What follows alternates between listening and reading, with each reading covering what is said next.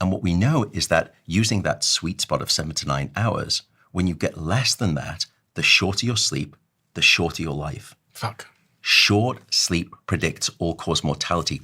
Now, we say that there's the minimum of 7 hours of sleep. And some people have argued, perhaps correctly, that, look, if you look at these mortality curves, there's not much of a percentage difference between sleeping 6 hours versus the 7 that you're telling me is minimum. So 6 hours is just fine. So all of this nonsense and rhetoric is silly from you. And I think they've made a conflation, because 7 hours is the minimum amount of sleep that you need to survive.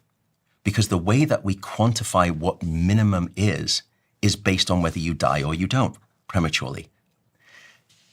The amount of sleep that you need to survive is different than the amount of sleep that you need to thrive.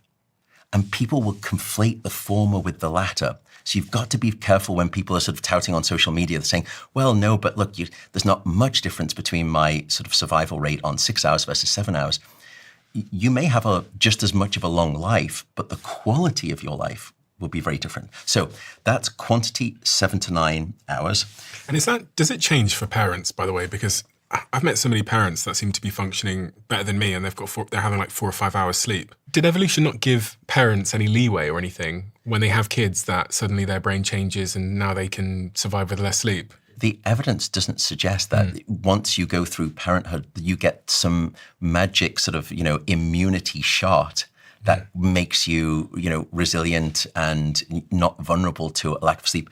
And in some ways, you could argue, because we used to live as a collective tribe and we would share duties, at that point, Mother Nature doesn't really worry too much about you now, because you've already procreated and you've passed on your genetic code.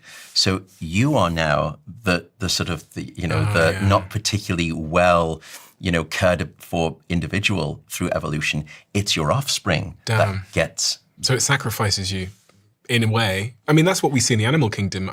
Did you see that documentary about the octopus? Yeah, it was just, I thought it was a beautiful documentary, but... The TLDR for anyone that hasn't seen it is, once the octopus, and I'm going to completely butcher this, so please ignore.